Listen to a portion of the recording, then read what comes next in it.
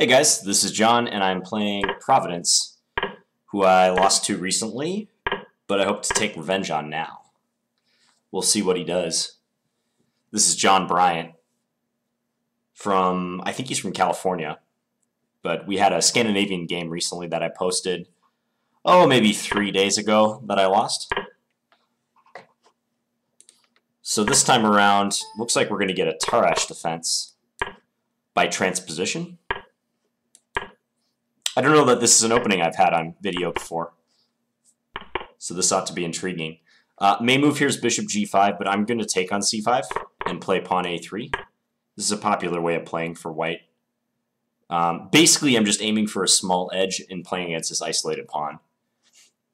I think you could sum up white's approach against the Tarrasch oftentimes with exactly that. But it's black's biggest liability in these positions, because otherwise black's position is great. I mean, he has perfect development.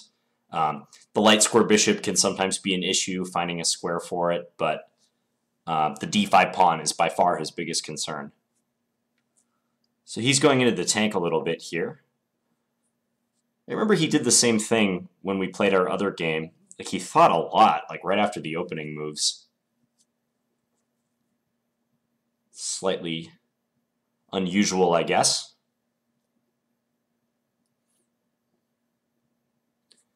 I mean, in this position, bishop e6 makes sense for him.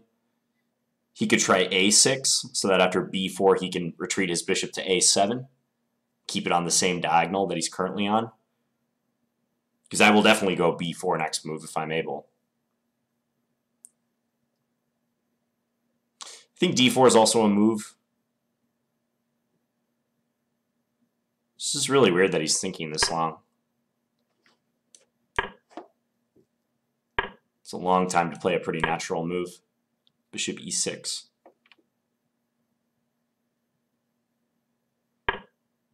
I mean, you just hope that they're like not looking up the line or something while they're thinking that long. I don't want to accuse them of anything, but that thought always crosses my mind whenever people do that. I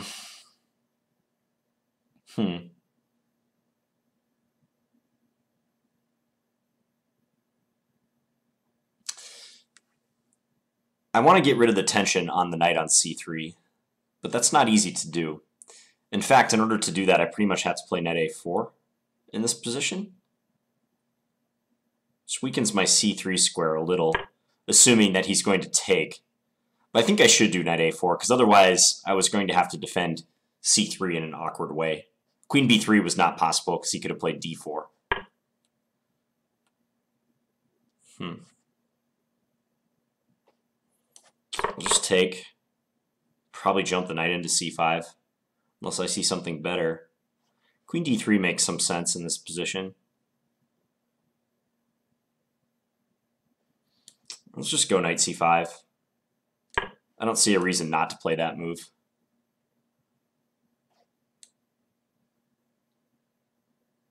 Maybe knight d2 was also interesting, to try to get rid of that knight and then go knight c5 later.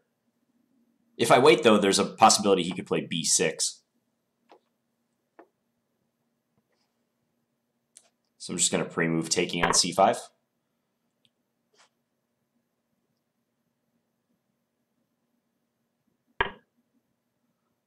He's opting for trades. Makes sense. Just try to ease the pressure on his position. Let's see, what are my options? Queen d4 would be nice, but that just loses instantly to taking on f3. Knight d4 is an option if I want to avoid the knight trade. Queen c2 would be natural. If queen c2, he can take on c5. I take with the queen, and then maybe just b6. Yeah, I don't think I'm any better there. Well, maybe queen c7. Let's give that a shot. That looks as good as anything I'm thinking about in this position. Knight c4, though, I'm a little worried about that. And he does it. Possibly I should have traded.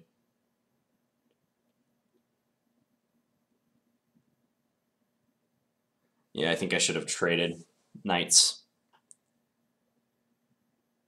So now my a3 pawn is hanging, but he can't take it yet. He could, but I could go queen a4 and then win his pawn there. So maybe rook d1 is not a bad option. Don't know if I want to do that, though.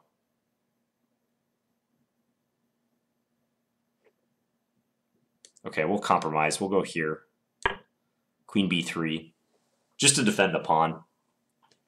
And if he takes on c5, at least I take and I'm hitting the b7 pawn when I recapture. Now my short-term plan will be to play rook d1 in the coming move or two. It really depends what he does. I don't even know if I can describe a short-term plan. He could go d4 and try to x-ray my queen. I was thinking about queen d3 then.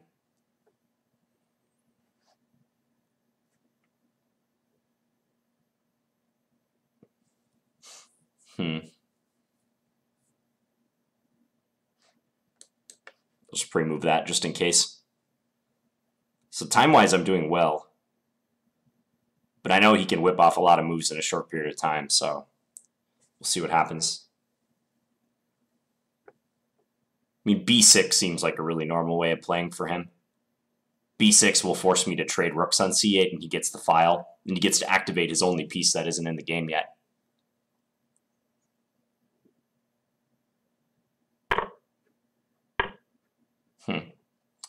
Okay, so trades and then goes queen e7, so he's going to go after these weak pawns. That's not a bad idea. Be knight knight d4, rook, knight d2 I have to worry about. Okay, let's go. I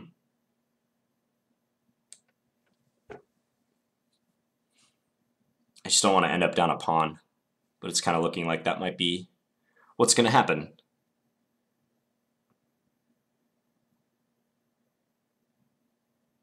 Yeah, I think I'm going to be down a pawn.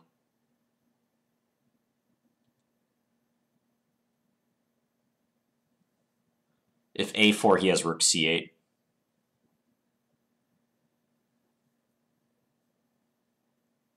Okay, let's just do that.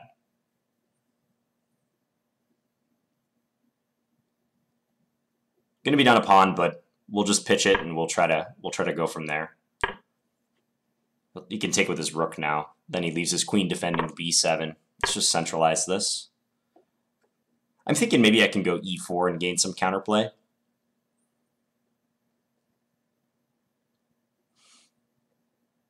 Be nice to win a game on time for a change. I'm usually used to flagging myself. That's my tentative plan, to win this game on time.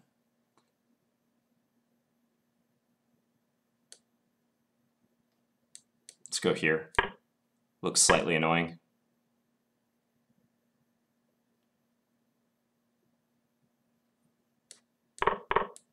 Let's attack that weakness.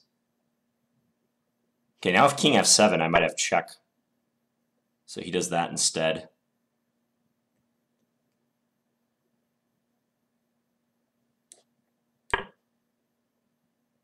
Ooh, he has rook c4 now. But I have queen b5 then, and I'm threatening mate on e8. So he decides against that.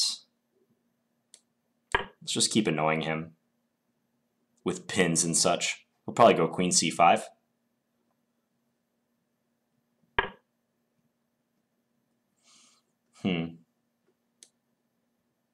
c1. Let's put that back there. Now I'm threatening maybe rook e1. Let's get coordinated.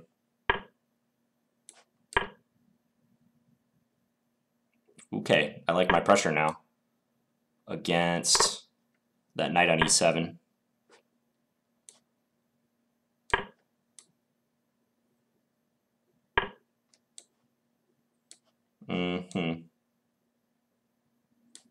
Let's just do that. Just to be safe. Time warning. Okay, well, he flagged. Sort of a weird game. It's like he took so much time in the opening. This is how my opponents must feel when I win or when they went on time against me. Let's take a look. So with knight f3, sometimes you do get transpositions to the Tarrasch defense, which normally, if you're unfamiliar with the Tarrasch, arises from the following move order. This is like the proper way to get into it.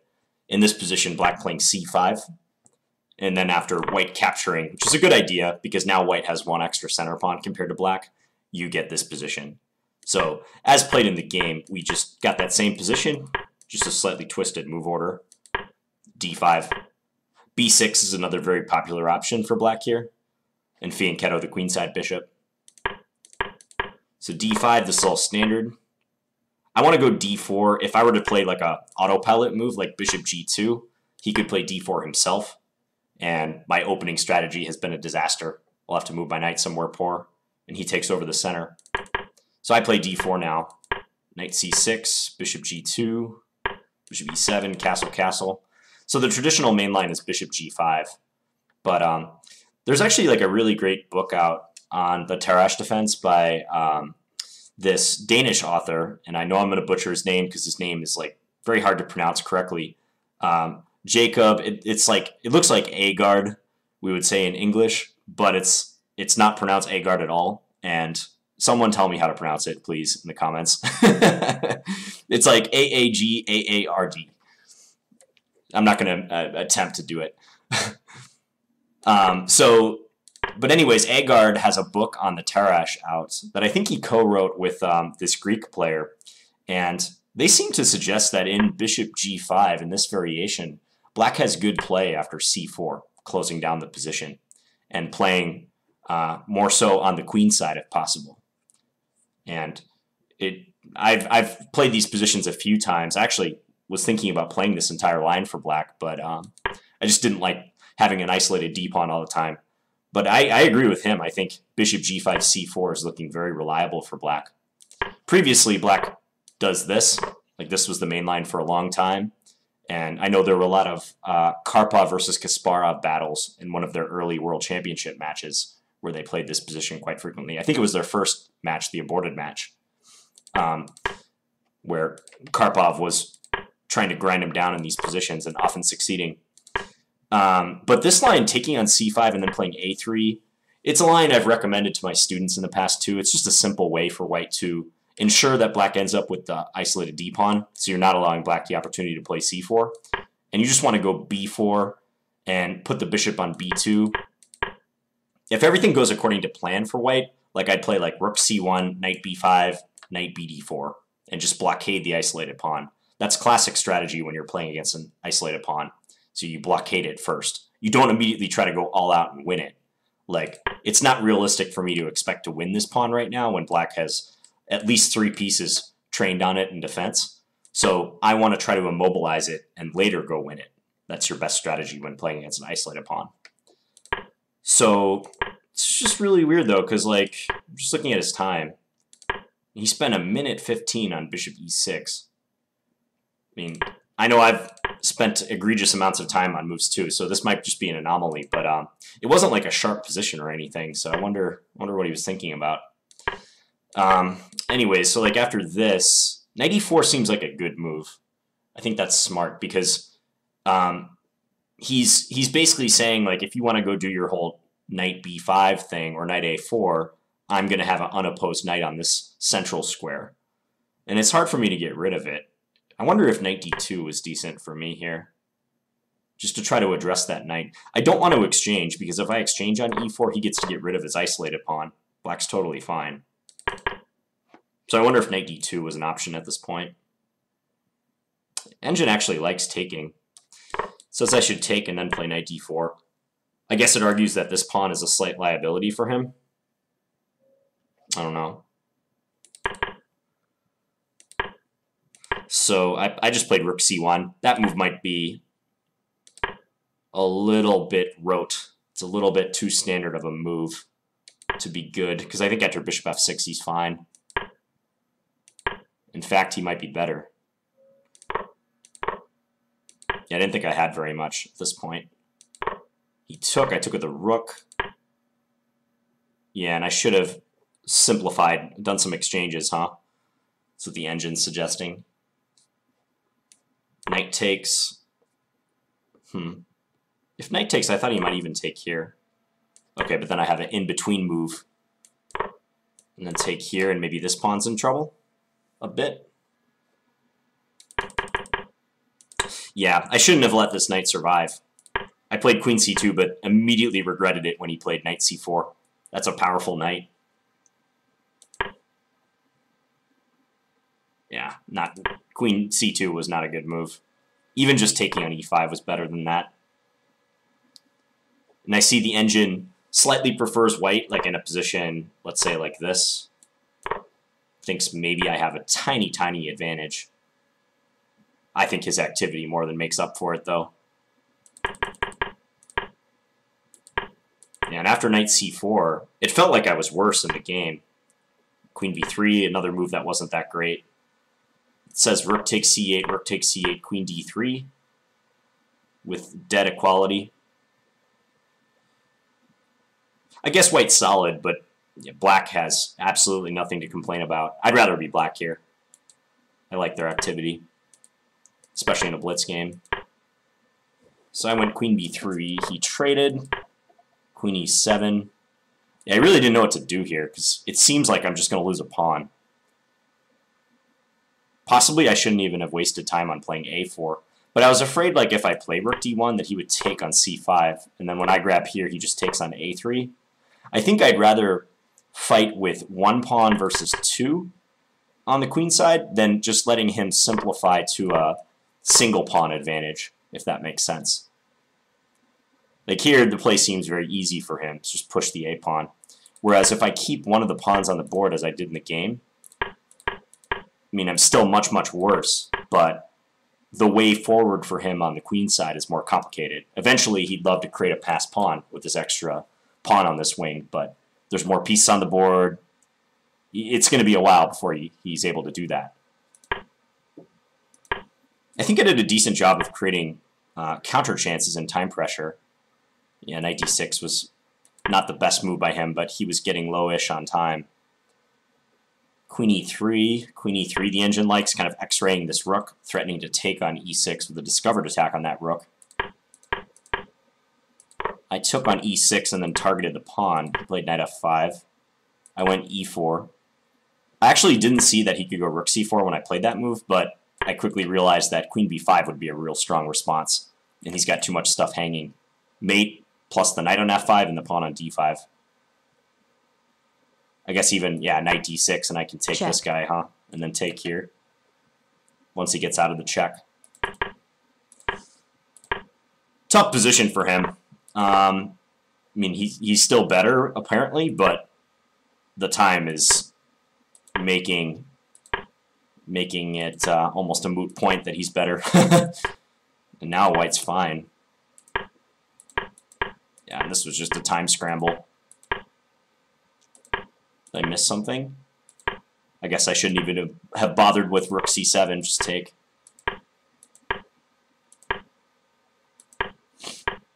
Yeah, and this was just a flag. Okay. Well, I'm glad I got a Tarrasch game on video, and hope you guys enjoyed that one. Please leave me any feedback in the comments. Thanks for watching, guys.